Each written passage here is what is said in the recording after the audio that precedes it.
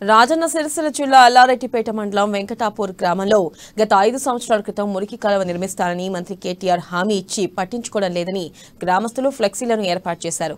ఈ మురికి కాలువకు మోక్షం ఎప్పుడు అంటూ ఫ్లెక్సీలను ఏర్పాటు చేసి మురికి కాలువను ఇంతవరకు ఎలాంటి నిర్మాణాలు చేపట్టలేదని ఫ్లెక్సీలు కట్టి నిరసన తెలిపారు. ఇక ఫ్లెక్సీలను బీఆర్ఎస్ నాయకులు పోలీసులు తొలగించారు.